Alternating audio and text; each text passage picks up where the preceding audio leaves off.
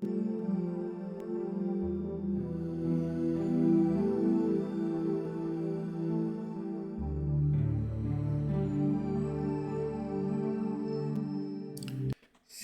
welcome to bonus topic number 3.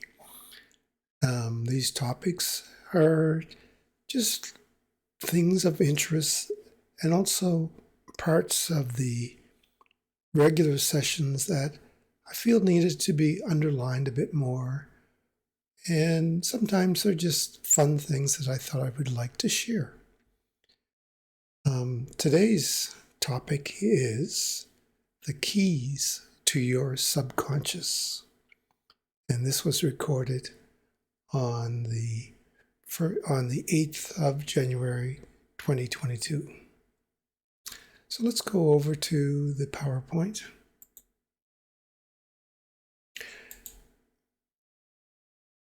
The sub areas that I'll cover in this short presentation is the subconscious, and really this is all about how to get in alignment with your subconscious, your greater self, how to be in tune with yourself. Then we'll talk about your power frames. We've been talking about power frames quite a bit. They're important. And if you don't have power frames, or if your power frames are not resourceful, well, that's what will happen. You will get less resourceful outcomes. And we'll talk about your inner desires. And yes, we need to protect our passwords. So we'll talk a little bit about password protection. So you're probably familiar with this graphic. So I like to draw out a different point about this graphic each time I show it. So if our conscious, aware, awoke mind is only 10% of our total self, of our total being, then there's a very good possibility that we're not aware of that other 90%, or our awareness of it is dim. So the purpose of this course and the meditation course is to help you expand that 10%, or at least be able to redirect it to your subconscious. And it's my personal belief that when we are attuned and in harmony with our subconscious, that we can do many, many more things. Now here's the relevant piece to this. There are entities in the corporate world and in the governmental world and in the power elite that their sole goal is to control your 90%. So protecting that 90% from outsiders is not a major concern. I don't want you to be obsessed by it, but you need to be aware of it, that even your best friend may take advantage of knowledge about your 90%. The example I like the most is when you are a tourist in a strange area, and say you're in a resort area, and the street people are really, really, really astute at accessing your 90% to get you to buy what they're selling, right? And there's a skill to it. If you watch them and really listen to them, they're probing, they're looking at you, and they're looking at your body language, and they're figuring, what can I say to this person that will trigger them to buy something? Okay, so let's move on. So you have power frames, and your power frames may be at different stages of getting to your success, of reaching your goal. You might be at the very, very beginning where you're saying, I can't do this, I can't do it. And then through self-examination, listening to your subconscious, by taking courses like this, doing whatever you have to do, you move up a step and you say, I really do want this. And then you move up another step and you say, I really want it. How can I get it? And when you switch from I want it to how, you've made a major step. And then the steps go on, and you say, well, I think I'll try it. Maybe you're not 100% sure, but you say, I'll try it. And then you say, oh, I can do it.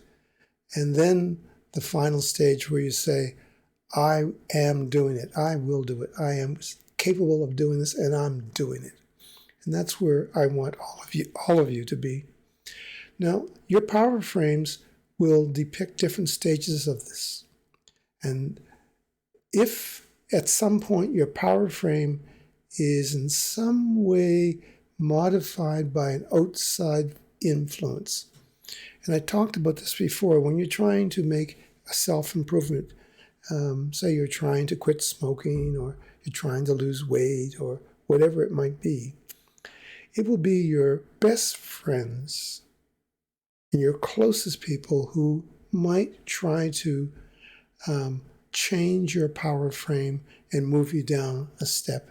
And why would they do that? Why would they want to move you from how do I do it down to I want to do it, or even down to, oh, I can't do that? Why would someone want you to go all the way back to, oh, I can't do what is important for my health or well-being? Why would they do that? Well, for a very selfish reason, because they may be a smoker with you. And when they see you trying to quit smoking, they are going to lose a friend in their mind. So they're not going to have that partner. And it makes them feel that, they're not doing something correct. If you improve yourself and they don't, then their only solution. So this is a tug that you will feel particularly between your closest friends. And you'll feel it between strangers too. When you're at a higher level of success and they are at a lower level, they will try to pull you down. Now, the good news is that if you're around people who are at a higher level, say they are at, I can do it, and you're at, I want to do it, and you're talking to someone who's up a few steps, guess what they will do? They will encourage you to come up at least one step. So this is important, that people, close friends, and also the world, there's lots of reasons why you shouldn't quit smoking in advertising and in movies, and subtly, right? Because they're there. Same thing with dieting. So your inner key, so you have this power frame, and that becomes your inner key. And the stronger your power frame, the further up those steps to success it is, the better you'll feel about yourself. And guess what? The likelihood of getting to that successful level increases for every step your power frame goes up that ladder.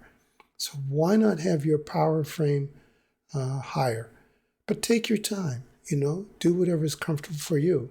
But here's the message. Protect that power frame. Consider it as a key to your subconscious, and only share it with those you feel will appreciate it and will try to help you to go up a step towards success.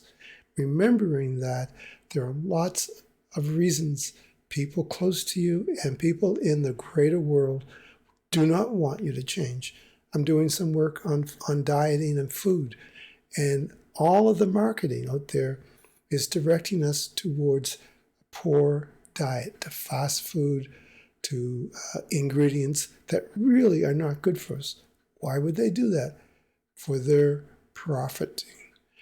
Okay, so if your close friend is trying to modify, if your close friend has access to your power frame, they will change it. If you say what your power frame is, they might say, oh, well, that's not true because I know so-and-so who didn't da-da-da-da-da. They will put dispersions or in some way try to minimize that power frame. So protect it. Don't share it with everyone. If you have a power frame and you feel it's motivating you to move on, keep it and share it with those you feel are in harmony. So when you gain the knowledge of how to move up a step, right, you gain wisdom, you gain some inner power. But sharing it is very much a human trait. However, Share it with those you feel will actually act on it and will actually embellish it or grow it. I like to think that if someone gives me some of their inner knowledge, some of their wisdom, it's a responsibility for me to grow it and in some way share it in a positive, constructive way. Well, that's the bonus thing, number 3. And we will see you in the workshops, virtual workshops. And I appreciate your time. Oh, if you have any questions and you want to add feedback to this, please feel free to contact me through my email.